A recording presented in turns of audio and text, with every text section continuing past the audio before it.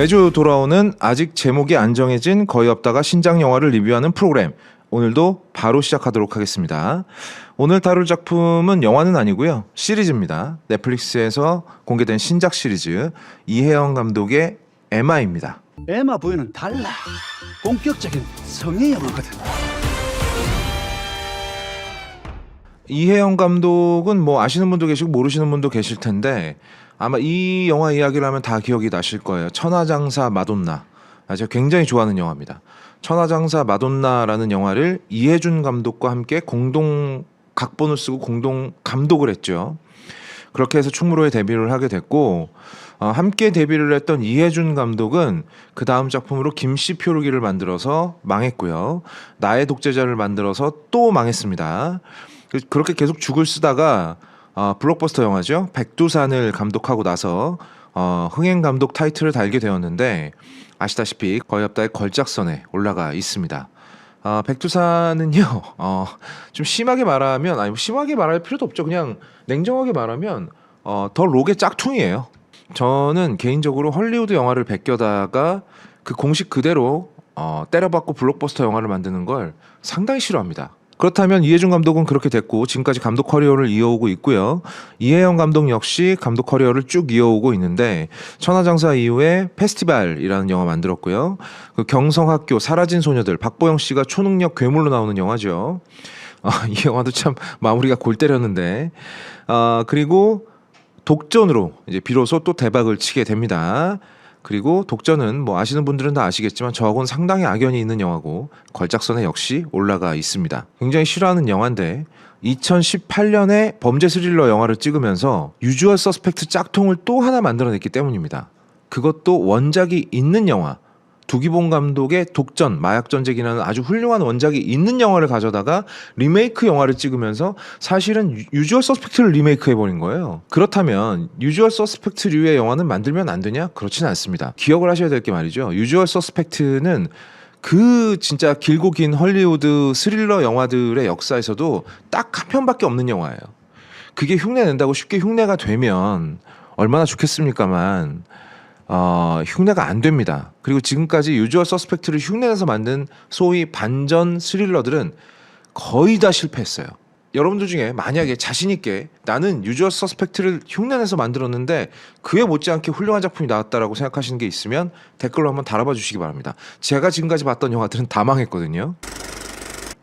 사실 이런 류의 범죄 스릴러 혹은 뒤에 반전을 숨기고 있는 영화들은 알파이자 오메가가 뭐냐 그러면 개연성입니다.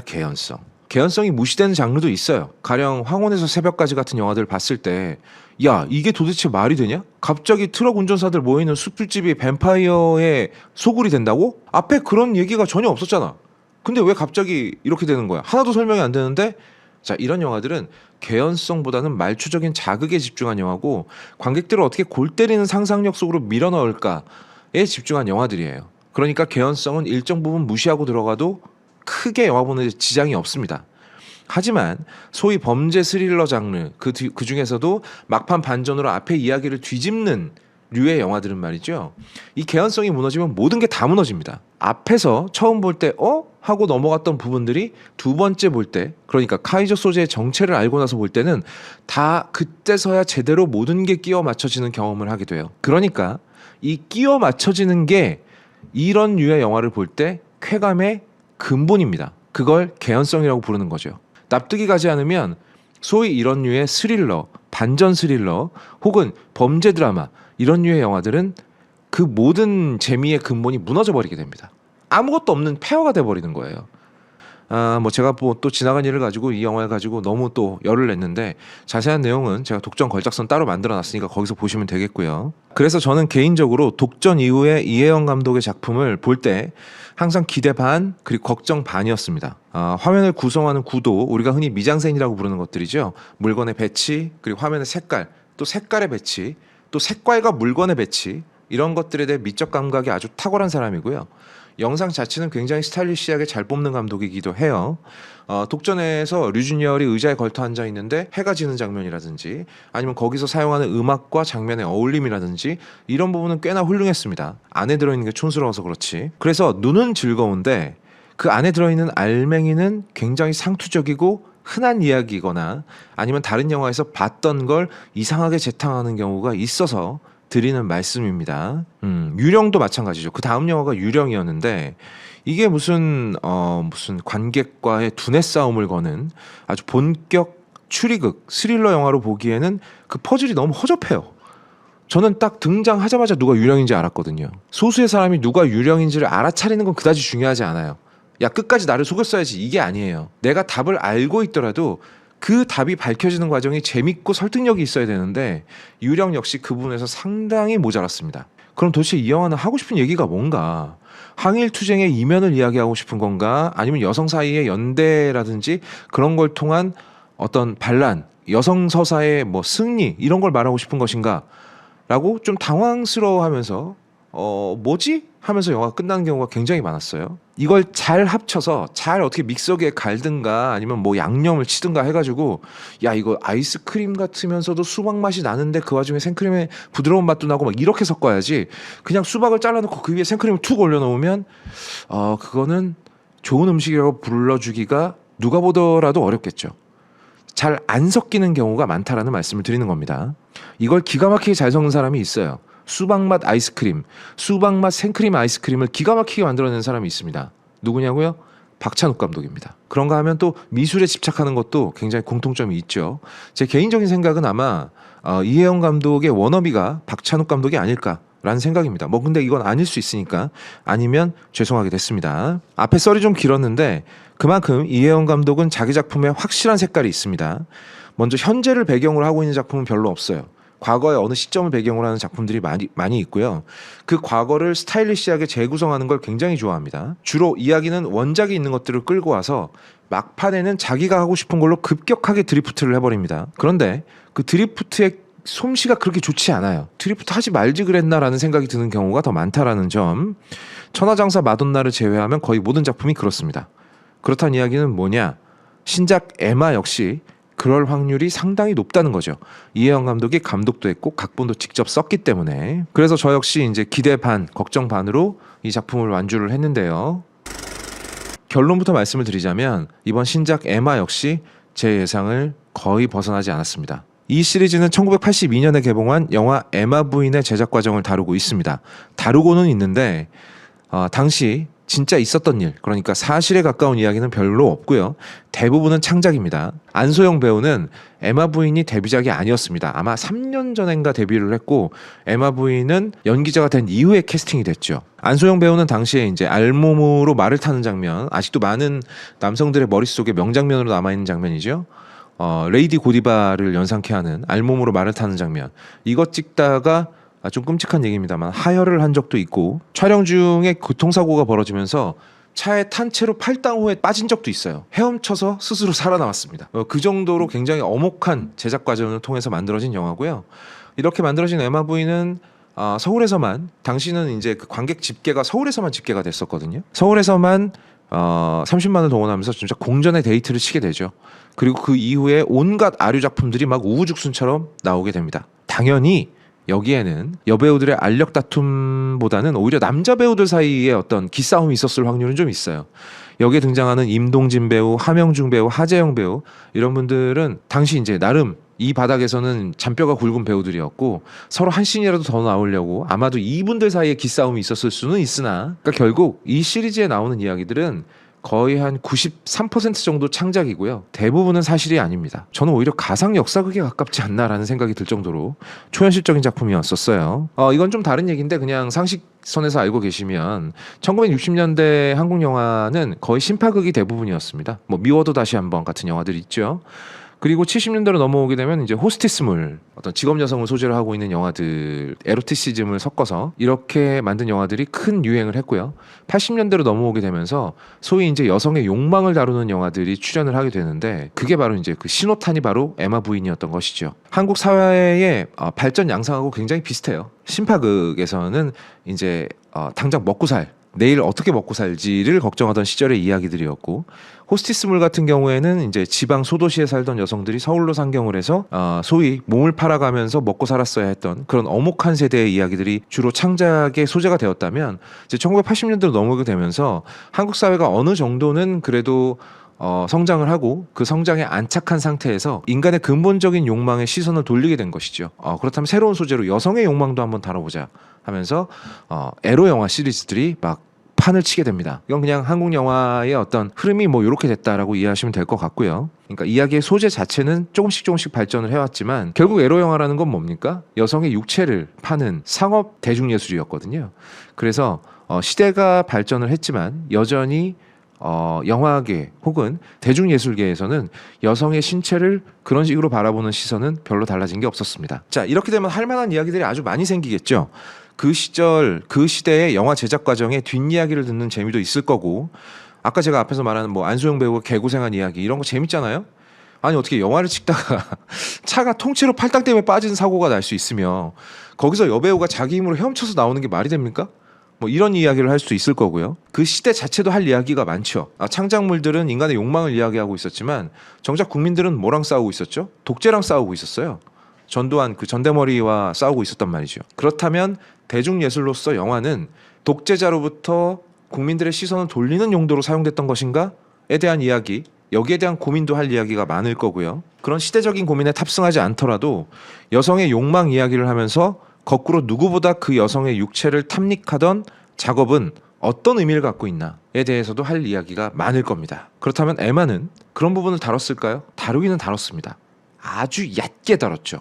그게 저는 이 작품의 가장 큰 문제라고 생각됩니다. 자, 초반에 제가 느낀 느낌은 이혜영 감독이 어떤 자기 버전의 부기나이트를 갖고 싶었구나라는 생각이었어요.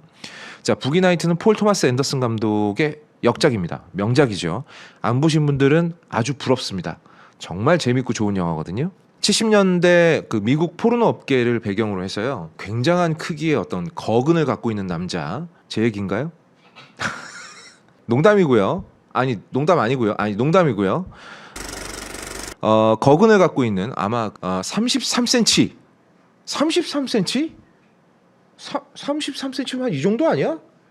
뭐 어쨌든 이런 걸 갖고 있는 어떤 청년이 포르노 배우로 큰 성공을 거뒀다가 그 성공과 마약 그리고 뭐 주색 잡기 뭐 이런 거에 빠져서 몰락했다가 다시 재기를 다짐하면서 영화가 끝나게 되는데 되게 상투적인 얘기잖아요. 엄청나게 상투적인 얘기인데 여기다가 70년대 미국의 정서 그리고 포르노 사업과 그 정서의 연관성, 테크놀로지의 발전 때문에 업계 뒤편으로 밀려났던 사람들, 그리고 욕망을 다루다가 욕망에 자연스럽게 중독돼서 그것 때문에 파멸하는 사람들의 이야기, 거기다가 1970년대만 해도 미국에서 여전히 횡행하고 있던 인종차별에 관한 이슈, 그리고 여성들을 대하는 시선이라든지 이런 걸 다 막 있는 대로 섞어가지고 정말 무지개 맛 아이스크림을 만들어낸 게 바로 이 부기나이트라는 작품입니다.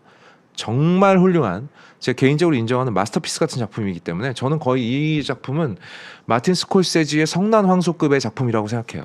그러니까 안 보신 분들은 꼭 한번 보시기 바라고요. 마찬가지로 에마에도 이런 할 얘기거리들이 굉장히 많이 넘쳐납니다.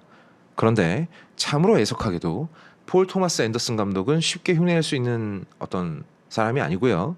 부기나이트라는 영화도 쉽게 흉내낼 수 있는 경지에 있는 영화가 아닙니다. 결론적으로 에마는 그렇게 자연스럽지가 않습니다. 시대상도 제대로 담아내지 못했죠. 역시 화면은 예쁩니다. 그 와중에 간단하게 몇 가지만 얘기해 보죠. 자, 이한이가 연기한 정희란 여배우죠. 그리고 제작자 구중호는 진성규 배우가 연기했습니다. 이 두 사람 사이의 관계, 그리고 당시 각광받는 작가주의 감독으로 보이는 권도일 감독, 이건 이제 김종수 배우가 연기를 했고요. 그리고 조연철이 연기한 제작사에 꽉 잡혀 있는 곽인우 감독, 이 사람들 간의 관계를 통해서 우리가 과연 그 시절 에로 영화 업계 전반의 분위기나 어떤 느낌을 제대로 느낄 수 있을까요? 저는 굉장히 어렵다고 봅니다. 저도 그때 거기 없었으니까 잘은 모릅니다만 당장 제가 아까 얘기한 안소영 배우의 에피소드, 뭐 말을 타고 달리는 장면을 하루 종일 찍다가 결국 하혈을 하고 말았다든지 이런 에피소드들과 달리 이 영화에서 보여주는 에피소드들은 굉장히 과장돼 있다는 느낌이 강해요. 가령 어떤 아무리 잘 나가는 그래 봐야 에로 영화를 찍는 여배우가 갑자기 제작자한테 달려들어서 죽탱이를 날려버린다든지 이런 장면들은 딱히 리얼하지도 않고 딱히 재미도 없습니다. 과연 정희란이라는 캐릭터가 남자를 주먹으로 패고 죽방을 날리고 이래야 강렬한 캐릭터일까요? 저는 그렇지도 않다라고 보거든요. 그런데 이런 종류의 에피소드들이 굉장히 과장돼 있어요. 또 새로 쓴 각본을 심의해서 통과받기 위해서 벌이는 제작자 직원들의 사투, 이런 것도 그렇습니다. 말을 사랑하는 부인, 그래서 에마 부인이었다가 결국에는 뭐 우여곡절 끝에 야 에마 부인이면 안 된다 뭐 이래가지고 한자를 바꿔서 대마를 사랑하는 부인으로 바꾸는 과정, 이런 것들은 재밌었어요. 왜냐하면 실제로 있었던 일이거든요. 그런데 그 뒤에 이뤄진 뭐 여배우들이 어디를 가서 접대를 한다거나 그 접대하는 과정에서 벌어지고 있는 난교 파티라든지 이런 부분들은 화려하고 자극적이긴 한데 리얼하지도 않고 재미있지도 않습니다. 아무리 군사 정권이라고 해도 이거는 사실 한국 영화 배경에서 잘 벌어지는 일이 아니에요. 어떻게 말씀드려야 될지 모르겠는데 너무 과했습니다. 예, 너무 과했고 너무 과한 거의 가장 큰 문제점은 이게 리얼하지도 않고 재미가 있지도 않다는 겁니다. 보통 이제 시대극으로서 좋은 시나리오는요, 리얼하면서 재밌어야 돼요. 근데 리얼하지도 않고 재미가 없는 건 큰 문제입니다. 그 당시 업계 사람들의 이야기를 진솔하게 다루고 있느냐 하면 그렇지도 않은 게, 갑자기 남자 배우 그 공사 친다고 하죠. 그 성기 부분을 이렇게 테이프로 올려서 붙이는 그걸 하다가 갑자기 둘이 눈이 맞는 장면이라든지, 하나 쓸데없는 얘기죠. 영화 필름도 구경한 적이 없던 신인 여배, 생짜 신인 초짜 여배우가 갑자기 감독을 이렇게 감독님 일로 와보세요 이러더니만, 우리 대놓고 벗길 수가 없으면 물에 젖게 하는 건 어때요? 뭐 이런 아이디어를 낸다든지, 이런 부분들은 지나치게 초현실적이에요. 역시 마찬가지로 리얼하지도 않고 재미도 없습니다. 게다가 이런 장면 도대체 왜 들어간 거야? 이런 생각이 들게 되죠. 그리고 안길강이 연기한 폴고, 이 사람은 아마도 이제 앙드레 김 선생님을 모델로 한 것 같은데, 업계 최고의 패션 디자이너인데 갑자기 무명 여배우가 자기 옷을 마음대로 뜯어 고친 걸 보고 거기서 오히려 이 사람이 영감을 받는다거나 하는 장면들은요, 그래서 무슨 말이 하고 싶은 건데 도대체? 여성의 자율적인 선택으로서의 노출을 지지하는 내용인 거야? 아니면 이 생짜 신인 여배우가 패션에도 천재라는 말을 하고 싶은 거야? 아니면 그때 그 시절에 패션이 그만큼 근본이 없었다는 얘기를 하고 싶은 거야? 무슨 얘기를 하고 싶은 건지 종잡을 수가 없어요. 현실적이지도 않고 재미도 없습니다. 초반에 이런 가벼운 이야기들은 둘 중에 하나여야 되거든요. 기깔나게 재밌거나 이 모든 이야기들이, 아니면 리얼하면서 재밌으면 더 좋겠죠. 근데 어느 정도 리얼리스틱한 면을 좀 포기한다라고 한다면 아주 재밌거나 캐릭터를 제대로 설명해야 되는데, 이 중에 어떤 것도 성취하지 못하는 장면들이 너무 많습니다. 그러면서 실제 배경이 됐던 에마 부인에 대한 어떤 존중의 장면이라든지, 아니면 패러디가 혹은 오마주하는 장면이라든지, 이런 장면들이 들어가 있지도 않아요. 이럴 때 우리는 보통 어떻게 이야기를 하느냐, 이럴 거면 왜 제목이 에마야? 라는 이야기를 하게 되죠. 그리고 중반이 넘어가게 되면 이혜영 감독의 주특기가 나옵니다. 드리프트. 네. 앞부분에서는 되게 가볍게 헤헤거리면서 자기 일 외에는 그냥 아무 관심이 없었던 것처럼 굴었던 주인공들이 갑자기 엄혹한 시대의 피해자가 되거나, 혹은 투사가 되거나, 혹은 연대에서 같이 투쟁하는 사람이 돼버린다거나 여성 해방 운동가로 변모해버리게 됩니다. 그리고 초반에 가볍던 분위기는 갑자기 중반으로 가면서 온데간데 없이 사라져버리게 되죠. 그러니까 부기나이트 분위기가 갑자기 사라져버리는 겁니다. 폴 토마스 앤더슨 감독은 이 분위기를 깨지 않으면서 끝까지 자기가 하고 싶은 이야기를 했어요. 물론 그래서 폴 토마스 앤더슨 감독이 위대한 감독이다 이런 칭호를 받는 거겠지만, 자, 이런 과정들이 굉장히 부자연스러워요. 또 제가 이렇게 이야기를 하면 또 어떤 오해를 하시고 어떤 댓글을 달지가 벌써 눈에 훤하게 보이는데, 그게 나쁘다는 게 아닙니다. 여성들이 갑자기 시대에 투쟁하는 투쟁가가 되는 게 나쁘다는 이야기가 아니에요. 그 이념이 나쁘다는 이야기도 아닙니다. 여성끼리 서로 연대해야 된다라는 아주 당연한 이야기. 제가 에마를 지적하는 건 그 이념을 지적하는 게 아니에요. 그 이념을 잘 못 살려냈음을 지적하는 겁니다.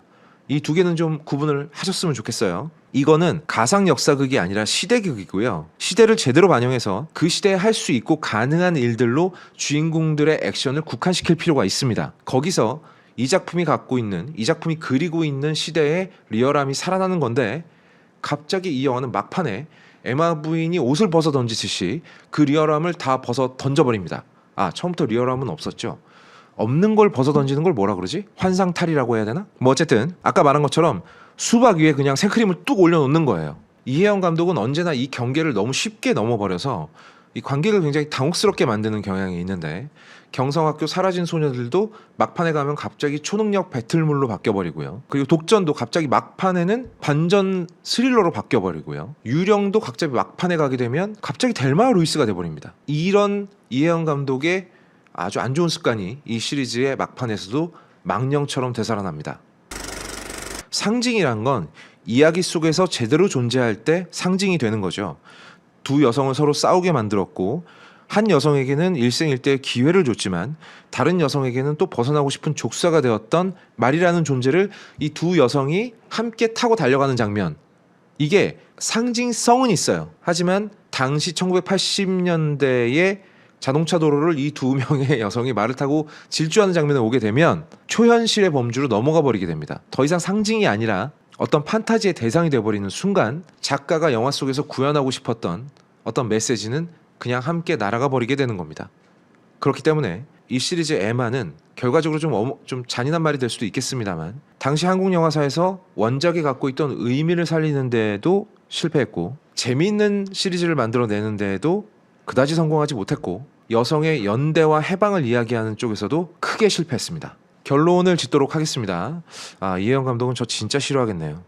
근데 뭐 싫어하는 건 싫어하는 거고, 저는 의도는 좋았다라는 말을 굉장히 싫어하는데 의도만 좋았다는 얘기는 사실상 의도를 제외한 모든 게 실패했다는 얘기입니다. 오히려 그 실패 때문에 의도까지 공격받을 수 있는 거리를 열어주게 되는 셈이죠. 그런 면에서 저는 이 작품을 도저히 좋게 평가할 수가 없겠습니다. 뭐 이한희 배우의 연기 정도는 칭찬할 수 있겠습니다만 결과적으로 부기나이트급의 어떤 정말 좋은 시대극을 만들어내지도 못했고 그렇다고 해서 제대로 된 프로파간다를 작품 속에서 살려내지도 못했다라는 평가를 할 수밖에 없겠습니다. 그래서 이 영화에 드리는 저의 평점은 운은 아주 좋은데 계속 실수를 하는구나. 저희 걸작서는 여러분들에게 추천과 구독을 강요하지 않습니다. Creativity. Thing I don't know about, but I do. You're a fat fucking piece of shit. You know that, Ed? We do this shit for a living. Go on. 강요하지 않습니다. 구걸합니다. 제발 도와주세요. 제발 눌러주세요. 뭘? 이걸. 그리고 이걸. Shoe dog.